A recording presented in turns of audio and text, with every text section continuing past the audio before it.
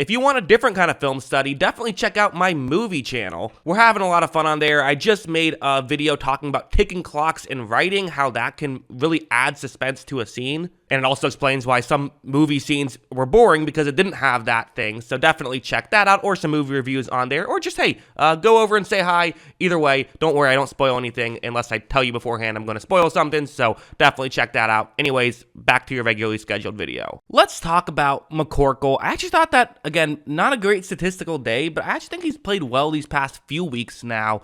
Hasn't had a ton he can do in certain scenarios. I think that's fair to say, but I think he's made the most of his opportunities. I do. And let's talk about what he's doing well, starting off with some simple stuff, right? What's the thing about McCorkle is he's the guy who runs the offense well. That's why he was, had the best rookie season, was because he was the one guy who could step in and run an offense. This play, it's going to be a cover 3 zone that they're going up against, and you see the way it works, where you basically have you have a tight end who's going to run a route that's going to kind of get directly into the middle of a Cardinals zone. You don't have another player running further deep. The idea is a tight end can kind of hold an Arizona defender, not get him to go over the middle, so then you can have the receiver running over the middle get open. And look at how, when this play begins, it is working. When the New England Patriots offense is working as effectively as it can be, it's with stuff like this. Whether it's Josh McDaniels or Matt Patricia calling the plays, this is what Bill Belichick likes his offenses to look like, and it's working here.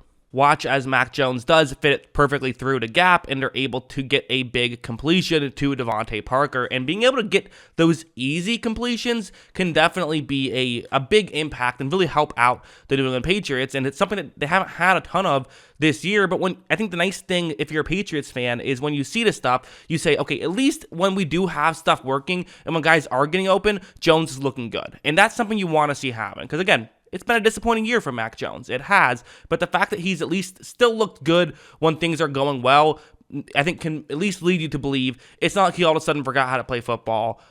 He still knows how to at least do this stuff. And going over to this play, this is going to be a relatively similar play. Slightly different, but a relatively similar play.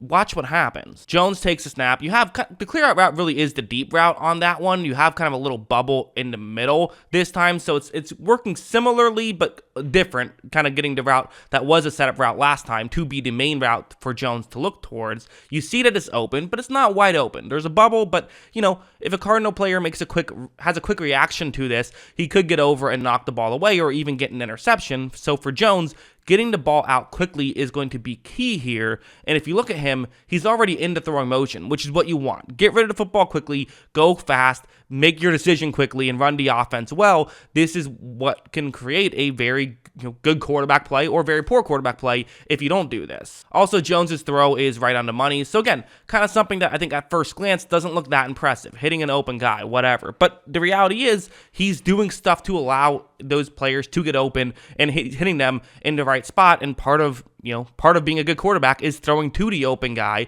not throwing to someone who is covered. Jones realizes who he should throw to and makes the throw correctly.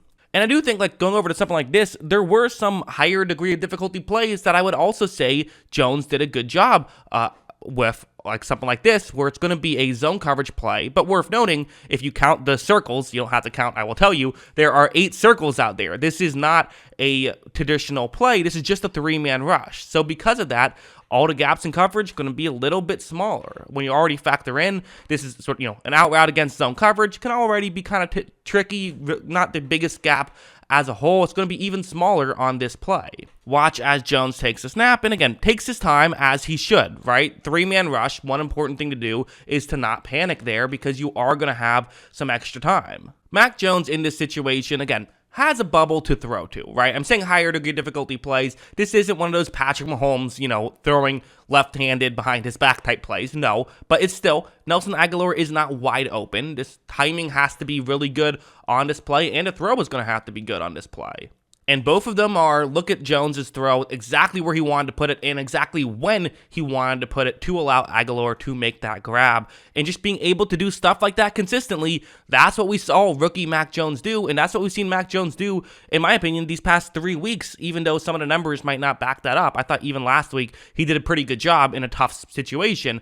I thought this one he's doing a pretty good job. Heading over to something like this is another example of something that is definitely very key, where it's going to be a zone coverage play, kind of a Tampa 2 type scenario for the Arizona Cardinals. And again, you have a receiver, this time it's Hunter Henry, who's going to run a route that could get into a gap in coverage. But some of those other ones were a little bit better. I mean, that last one was still kind of a difficult play, but the first two, those are very much, you have setup routes, things are designed to scheme guys open. This is just hoping Hunter Henry can get into a gap and hoping that Jones finds him and makes the throw. Watch how when Jones does take the snap and look in that direction, you see that, again, there's a bubble here, but not a wide open bubble. And in fact, a Arizona player is making a pretty good read on this, I would say. So for Mac Jones, you can make this throw. Again, there's a bubble, but very similar to that second play I showed you. You got to get rid of the football quickly, and a lot of times it's about timing here, right? Especially when the Arizona player who's making a read on Henry here is Budda Baker. Very good safety for Arizona. So, you're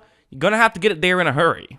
I would also like to point out that Mac Jones, similar to that play I showed you earlier, is in the throwing motion as of right now, as when I'm pausing it. So again, helping himself out by being ready to throw a little earlier. And again, watch this throw, just enough zip on it to get it there. Budda Baker was not able to make a play on the ball, and Henry was able to pick up a nice chunk play there. So again, that's a high degree of difficulty play. I mean, if that ball is, 6 inches in any direction, is it caught?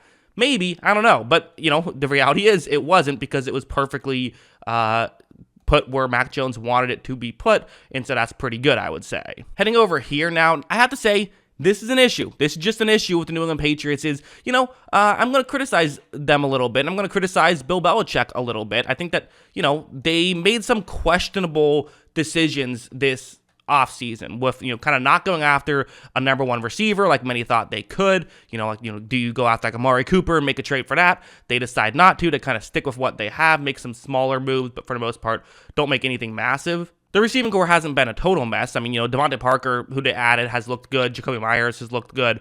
So they've had some pieces, but they drafted Tyquan Thornton in round 2. He has not performed overly well. They drafted obviously Cole Strange in the first round, who he hasn't graded very well. If you like PFF grades, he's 69th out of 87 eligible guards, so that's not ideal. You could have still had Shaq Mason. So some of these issues of lack of talent around Jones, I think, has been a bigger issue this year than it was last year, more so than like the coaching. Watch as Jones takes the snap. He's going to look down the field, and again, it's just this. You have a receiver who's running a good route against this concept, but it's just not getting open. This is Nelson Aguilar, who again they went out and paid money to, but he's not open here. Watch as Jones made the throw, and you're going to see that Aguilar is just not quite able to make the grab right there. So he wanted a flag, fine, but the reality is this is just happening consistently as guys aren't getting open enough. And, Jones, a lot of his criticism is he doesn't throw enough jump balls. Well, that's a good jump ball right there. That was quality, and it still was not able to be complete.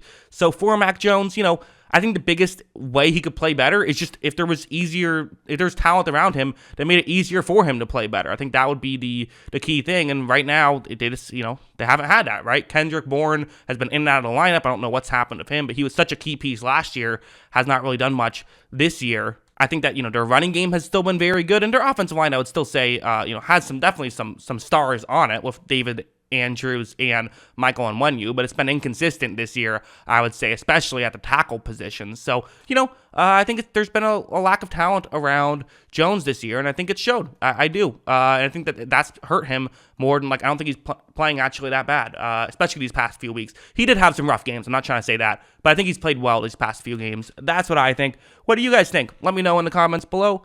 Always love hearing from you, and of course, as always, thanks for watching.